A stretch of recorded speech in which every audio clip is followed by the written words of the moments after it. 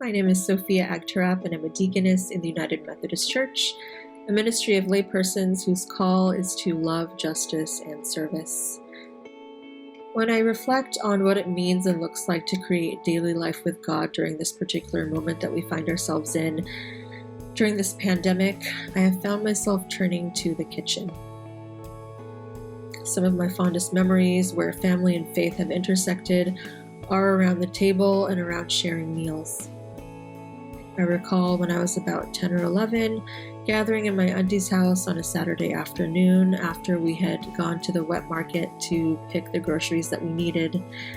We would gather in a space no larger than a 10 by 10 square foot room, and we would take the ingredients that we purchased and begin to prepare what we needed to make lumpia, which is a common dish in Filipino cuisine that looks like small little fried egg rolls.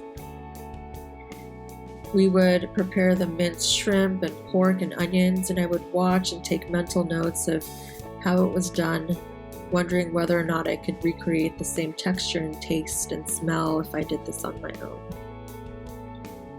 Or I would think about my grandmother, who had an outdoor kitchen in the back of the home where my mother and her sisters grew up.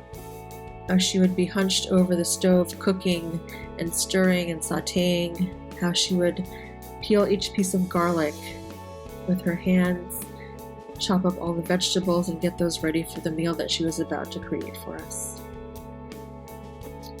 Food for me has always had a way of holding memories, the smells and the tastes and the stories shared around a table, eating with our hands out of bowls. These experiences that engage my senses are somehow able to communicate something that at times words have not.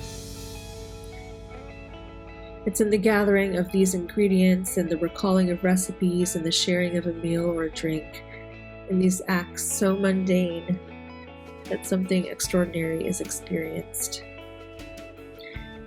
So I invite you the next time that you step into your kitchen, as big or small as it is, to join me in celebrating and remembering and recalling all that it takes to have the meal that you're about to eat. Who was involved in preparing the soil? Whose hands planted the seeds and tended to them? Who was it that harvested them and packed them so that they could arrive at your grocery store? Who was it that wandered down the aisles to choose your groceries from your list so that you could find them at your doorstep? Recall the many hands that contributed to your meal, from the farm to the table, and give thanks.